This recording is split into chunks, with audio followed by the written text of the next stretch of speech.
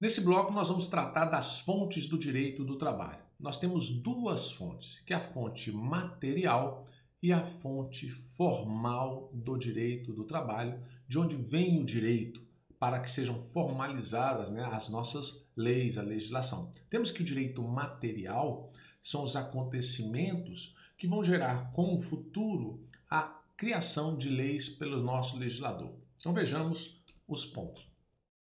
Quando nós falamos aqui em fontes do direito do trabalho, nós temos que é o meio pelo qual nasce a norma jurídica.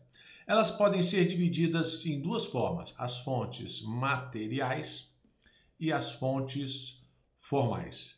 O que seriam fontes materiais? Nós vamos falar que são acontecimentos.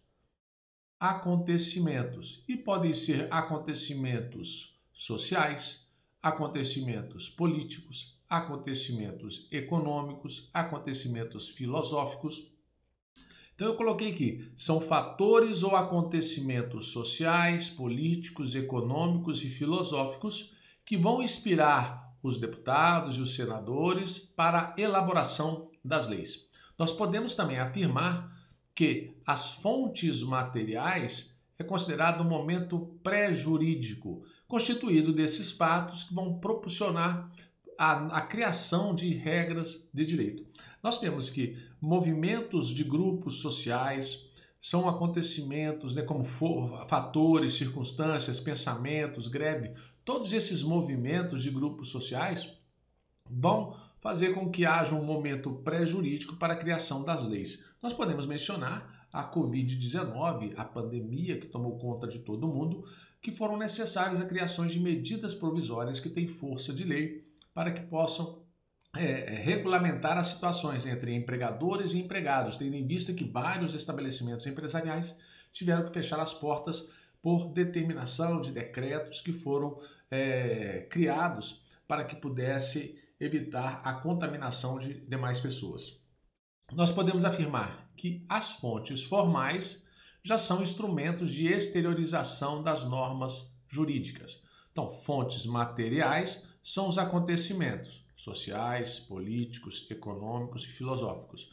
Já as fontes formais é a exteriorização desses direitos. Nós podemos afirmar aqui que as constantes reivindicações dos trabalhadores por mais direitos trabalhistas é que vão gerar as fontes formais. Essas reivindicações, elas ocorrem por parte dos empregadores também. Não são só os empregados. Nós temos que os empregadores podem fazer pressões para que sejam flexibilizados ou reduzidos os direitos trabalhistas.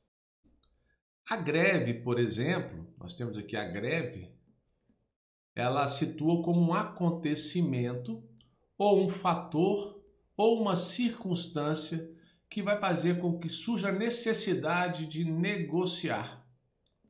Aqui nós temos a fonte material. E desta negociação podem surgir acordos coletivos do trabalho ou convenções coletivas do trabalho, e aí nós temos o direito sendo formalizado. Nós temos uma fonte formal do direito do trabalho, que seriam as negociações coletivas, acordo coletivo ou convenção coletiva do trabalho. As correntes doutrinárias têm a teoria monista e nós temos a teoria pluralista. Agora, o Brasil, ele adotou a teoria pluralista. No estudo das fontes formais do direito do trabalho, prevalece a teoria pluralista.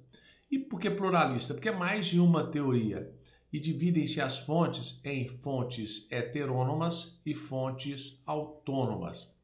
As fontes heterônomas são criadas por um terceiro.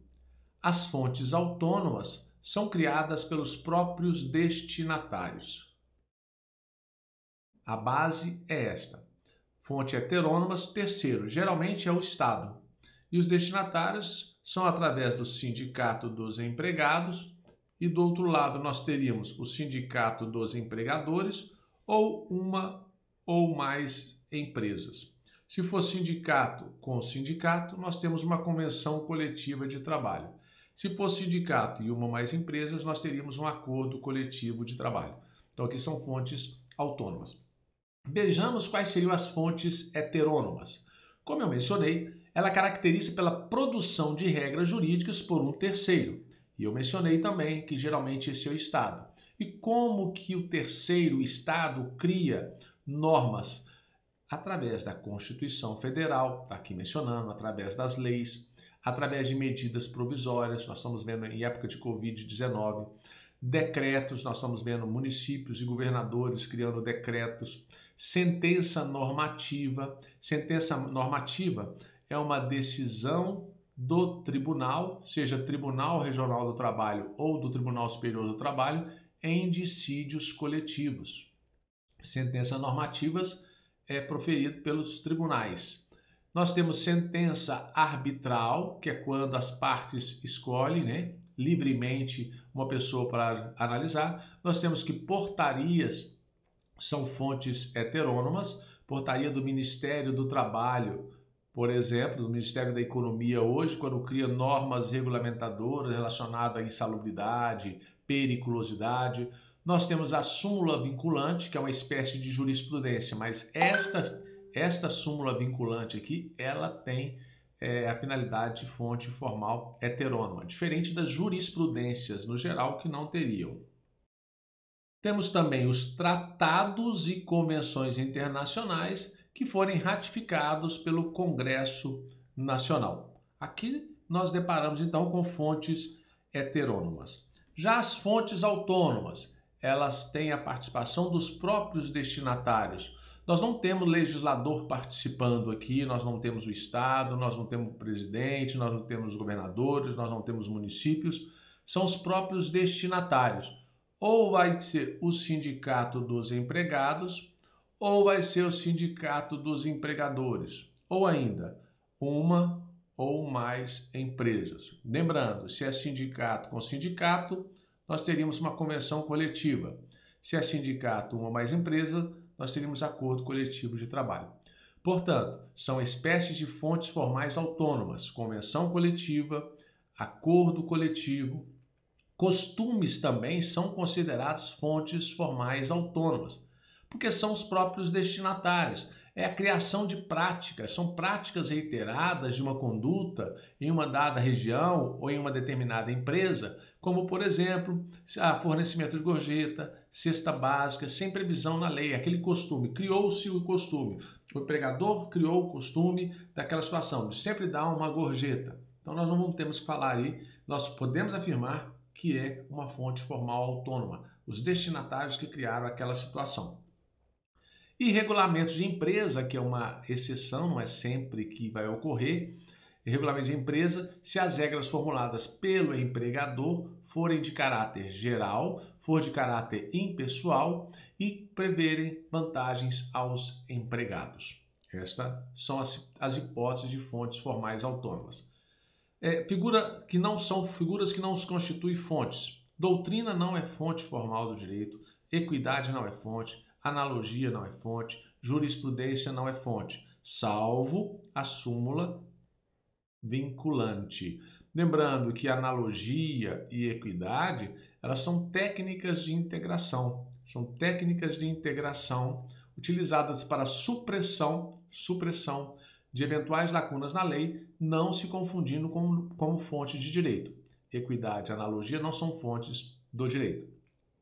E quando a gente fala em fontes, nós temos que saber a questão da hierarquia das fontes normativas. Então, as fontes formais, existe uma hierarquia? Vamos verificar. De acordo com o critério do direito comum, tem uma hierarquia sim. Nós temos a base, a Constituição. Depois vem as emendas constitucionais. Depois nós temos as leis complementares, os decretos, outros atos normativos e sentença normativa. Uma observação importante a partir daqui. Aqui são as normas infraconstitucionais.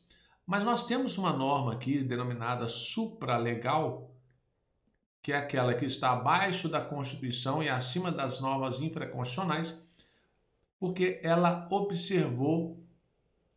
não observou o quórum de aprovação em 2 turnos em cada casa do Congresso Nacional e não foi aprovado por 3/5 dos votos. Uma convenção, por exemplo, nós podemos citar o Pacto de São José da Costa Rica. Pacto de São José da Costa Rica é uma norma supralegal, porque se ela for aprovada em 2 turnos por 3/5 dos votos, ela se equipara à emenda constitucional. Esta hierarquia, ela é do direito comum, porque no direito do trabalho nós temos que prevalece o princípio da norma mais favorável.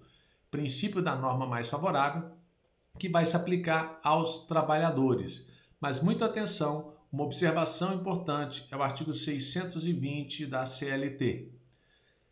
As condições estabelecidas em acordo coletivo de trabalho prevalece sempre, sempre, sempre, sempre prevalecerá sobre as convenções coletivas do trabalho.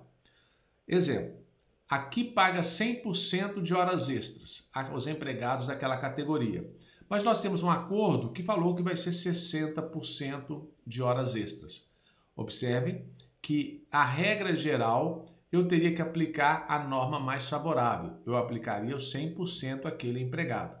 Ocorre que o legislador, com a reforma trabalhista, alterou, falando que sempre prevalecerá os acordos coletivos. Nesse caso, eu aplico o acordo coletivo ao empregado e não aplico a convenção, porque o acordo foi firmado entre o sindicato da categoria do empregado e com a empresa dele, uma ou mais empresas, diretamente.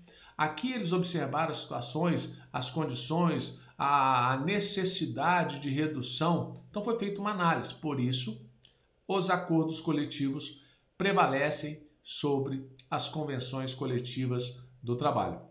Lembrando que a convenção coletiva ela é firmada entre o sindicato dos empregados e, do outro lado, sindicato dos empregadores.